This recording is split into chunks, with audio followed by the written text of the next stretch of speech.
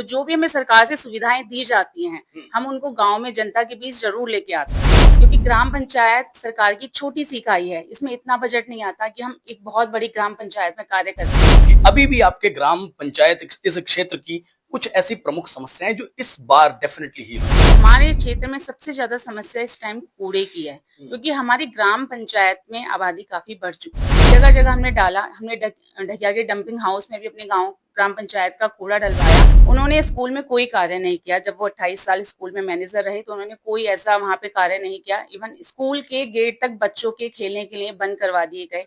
कि कुछ लोगों ने उनके मन में उम्मीद जगाई है कि अगर उन्हें ग्राम प्रधान बना दिया तो घर घर सरकारी नौकरी। आप सरकारी नौकरी कहाँ से देंगे? आप ना तो वर्तमान में कहीं मैनेजर हैं, ना कहीं डायरेक्टर हैं। नमस्कार, मैं आपका अपना हिमांशु ठाकुर। साथियों, उत्तराखंड प्रदेश में और हमारे काशीपुर शहर में पंचायत चुनाव की सरगर्मियां चल रही हैं और पंचायत चुनाव की सरगर्मियों के बीच चल रही है ग्राम संसद। जी हां, ग्राम संसद sponsored by PSR PVC pipes.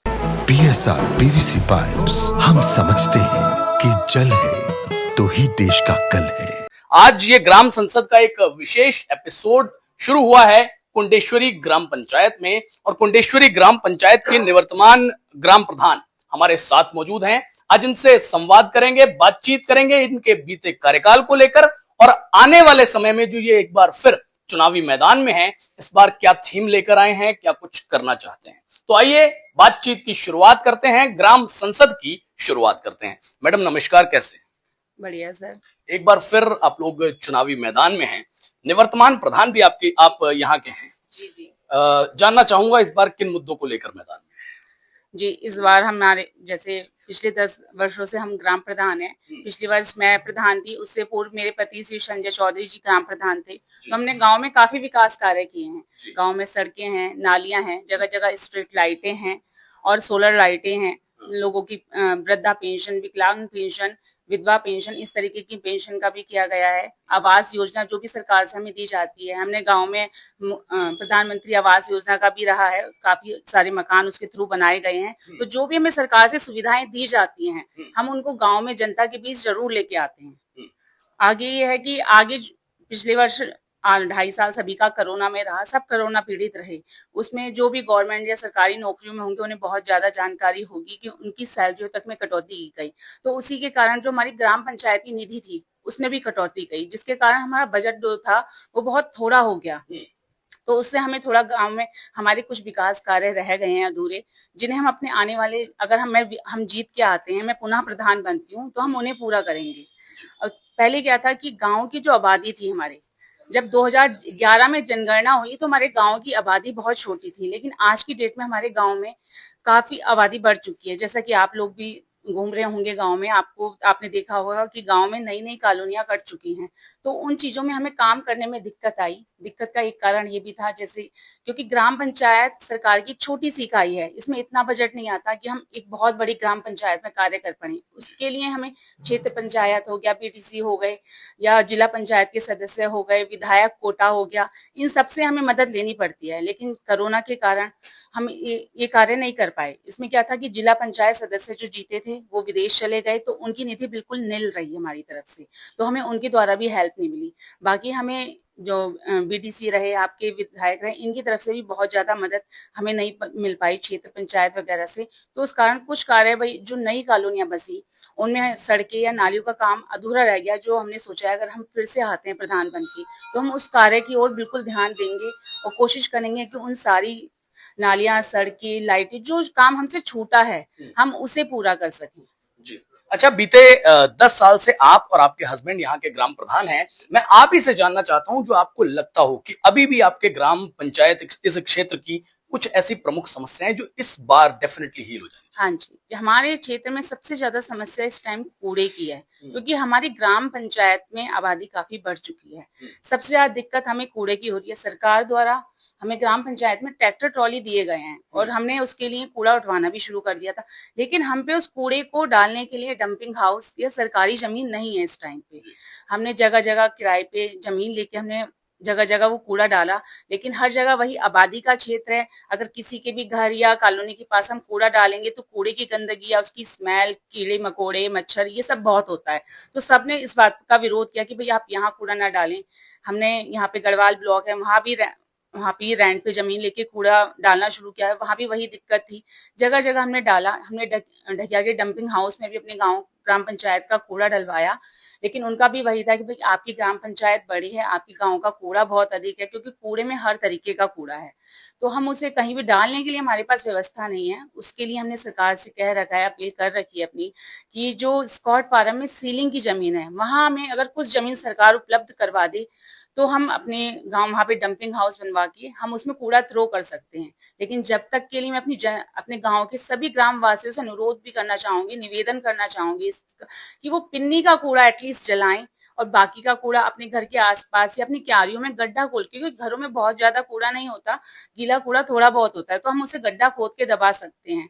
अच्छा, चुनावी मैदान है, चुनावी मैदान में विरोधी भी सक्रिय हैं। अब विरोधी इस बार बात कर रहे हैं कि इस बार प्रधान बदलेंगे, इस बार विरासत बदलेंगे, इस बार नया चेहरा लाएंगे, तो चुनौती नजर आती है।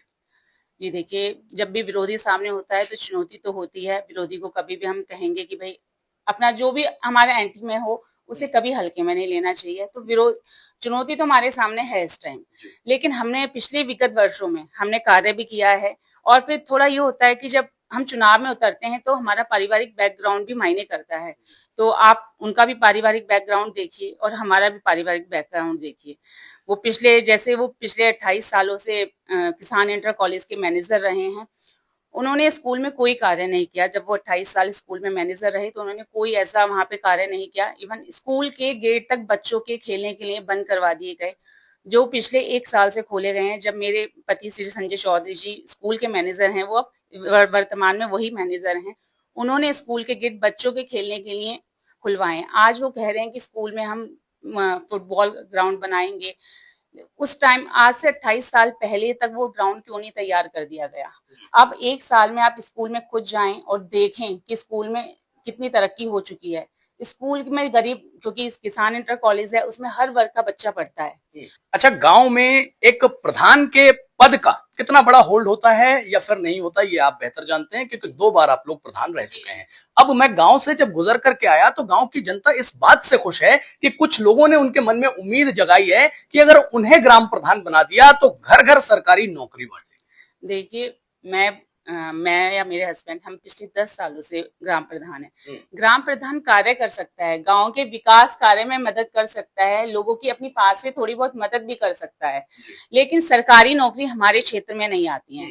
ये एक धोखा है, धोखाधड़ी की जा रही है, लोगों को झांसा दिया जा रहा है कि हम आपको सरकारी नौकरी। आप सरकारी नौकरी कहाँ से देंगे? आप ना तो वर्तमान में कहीं मैनेजर हैं, ना कहीं डायरेक्टर हैं। ये तो एक पूरा प्रोसेस होता है सरकारी नौकरियों को करने का, कि फॉर्म भरे जाते हैं, टेस्ट वगैरह होते हैं, उसके बाद सरकारी नौकरियों का।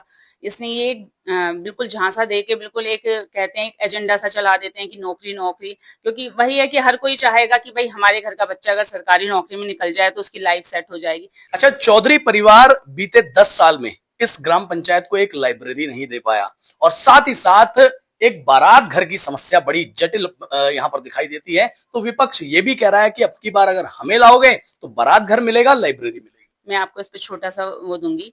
मैंने अभी आपको बताया कि हमारे गांव में सबसे बड़ी समस्या, बारात घर से भी बड़ी समस्या, कूड़े की है।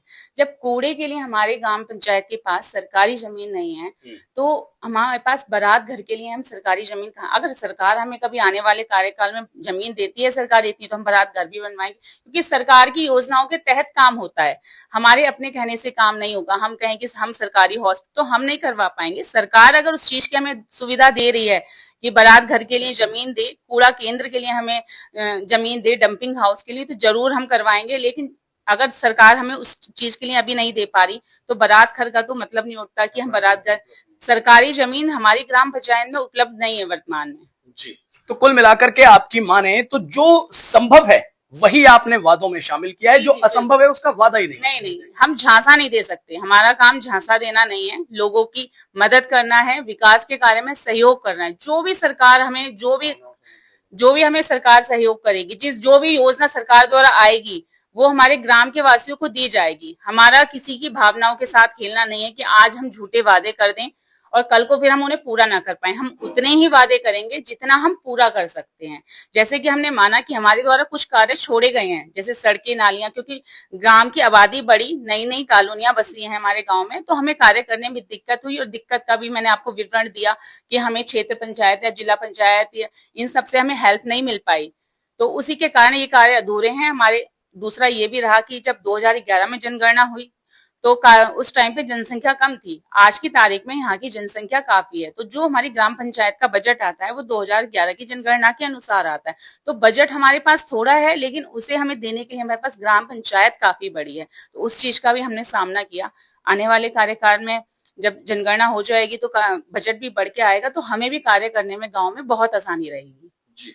तो साथियों, आपने कुंडेश्वरी ग्राम पंचायत की निवर्तमान ग्राम प्रधान चंद्रकांता चौधरी जी को सुना। इनका स्पष्ट कहना है कि चुनाव मैदान में एक बार फिर आए हैं और जनता पर इतना विश्वास है कि जनता जिता करके ही वापस भेजेगी। लेकिन एक बात इन्होंने और कही है कि झांसा न दिया था, न देना है, न देंगे। जो संभव होगा वही हमने अपनी वादों की लिस्ट में शामिल किया है, और जो संभव ही नहीं है उसको वादे के रूप में एक शिगुफे के तौर पर आखिर क्यों हम जनता के बीच रखेंगे। तो फिलहाल ये इंटरव्यू आप लोगों को कैसा लगा, इनकी बातों से आप सहमत हैं कि नहीं, कमेंट में लिख करके बताएं। अगली सीरीज के लिए मेरी प्रतीक्षा कीजिए, मेरे साथ बने रहिए, देखते रहिए ग्राम संसद, sponsored by PSR PVC pipes. PSR PVC pipes, हम समझते हैं कि जल है तो ही देश का कल है।